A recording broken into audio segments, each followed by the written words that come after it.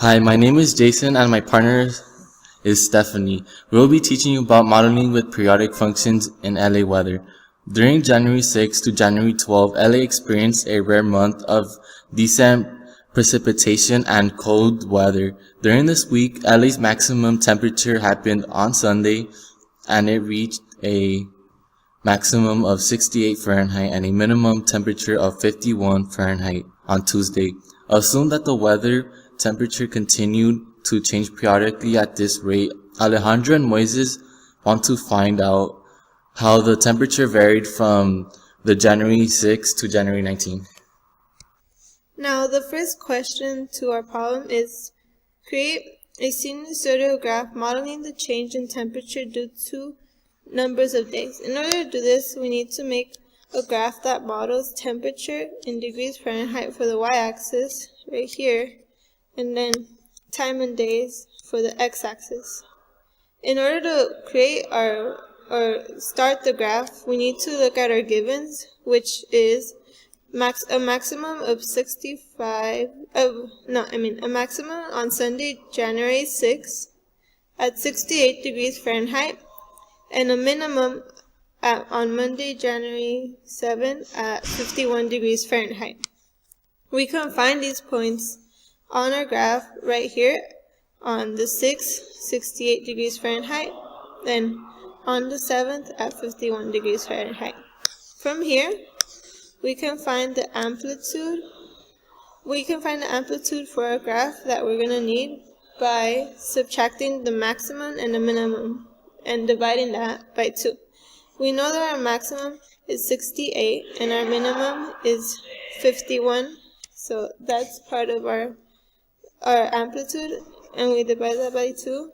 68 minus 51 is 17, and we divide that by 2, which gives us 8.5. Now let's check our answer, and yes, that is the correct answer. And now, based on this, we can find our midline, which could either be found by maximum plus minimum divided by 2, or minimum plus amplitude, which equals our midline. In order to solve for this, we would basically plug in 51 and add that plus 8.5, which would basically give us 59.5. Let's check our answer. And yes, it is 59.5. You can see it very clearly though. Okay, so basically from here, we could find our midline, which is right here. It's provided right here, 59.5. And so now what we're going to do is we're going to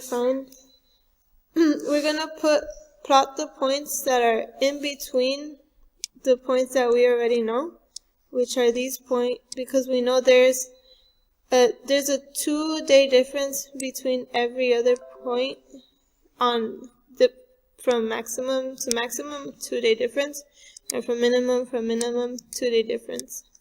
So what we're gonna do is we're gonna find these points in between, which we could find out by knowing that the points in between are gonna be in the middle of the day, because from one day to another, the temperature is most likely, or the middle of the day is the midpoint, is going to be the midpoint. So our period is going to be, wait, never mind. Oh, gosh. I'm sorry, scratch what I previously said. But now that we know that where our midline is, or where all of our points are going to be on our graph, we can find our period. And in order to do that, we need to find a full cycle, which is this right here that I'm coloring over. And in order to find the period, we need to take one full cycle, which in this case is 7.5, this point right here, to 9.5, which is this point right here. And we're going to subtract 9.5 minus 7.5, which gives us a period of 2. Based on this, we can find our b value. Our b value is basically going to be 2 pi over b equals 2. In order to solve this, we're going to divide 2 on both sides in order to cancel it out and only to be left with our answer b equals pi. For number 2, create a sinusoidal function to model.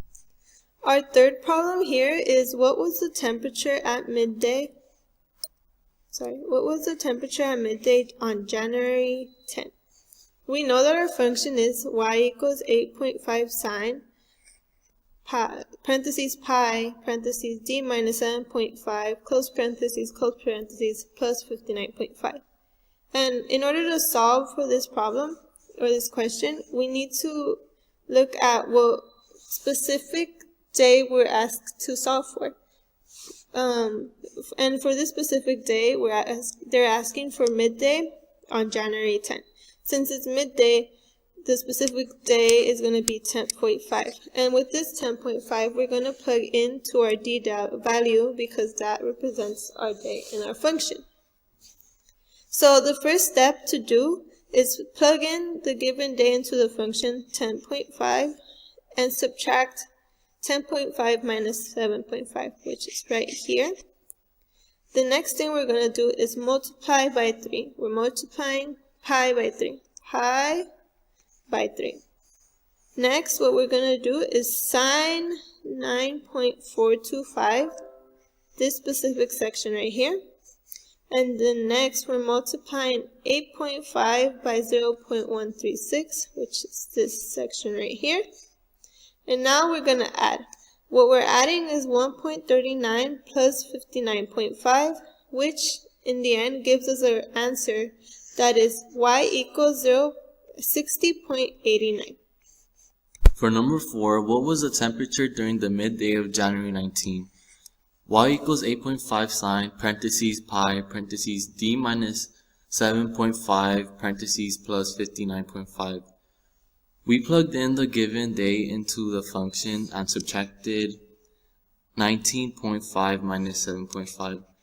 After that, we multiplied pi by 12. After that, we signed 37.699. Then after that, you multiply 8.5 by 0.601. Then after that, we added 5.108 plus 59.5 to get our answer, which is 64.61. Our fifth question is, when was the first time the temperature reached 65 degrees Fahrenheit? We know that our given function is y equals 8.5 sine, parentheses pi, parentheses d minus 7.5, close parentheses, plus 59.5. And so what we need to do is that we need to plug in the given temperature to find the day or the time that the temperature was at 65 degrees Fahrenheit. So what we need to do is replace y with 65 degrees Fahrenheit and subtract 59 on both sides, which is what we're doing here and what we're doing here. So now from that we got rid of the 59.5 on this side right here, but we got left with 5.5 on this side.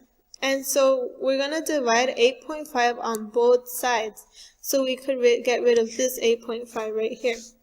So we divide 5.5 over 8.5, which gives us 0.647. So now from here we need an inverse sign in order to get rid of the sign value, which leaves us with inverse sign 0.647 over pi equals pi, well, technically it's supposed to be pi d minus 7.5. However, in order to continue simplifying it, we divide pi on both sides so we could try to get our d value alone. So here in this section, we need to add 7.5 to both sides in order to get d to be alone. So negative 7.5 plus 7.5 is going to cancel out, and we get left with sine inverse sine 0.647 over pi, which is over pi plus 7.5 equals d. And this we could either solve and put into a calculator to check our work, but our answer is ultimately going to be d equals 7.535. Thank you for listening.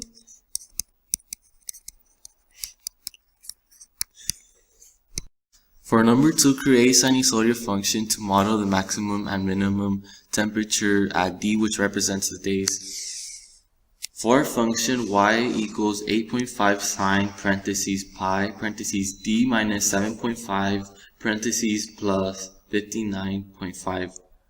For amplitude, we got 85, and we got our sine from our sine graph, and our pi, we got it from our b value.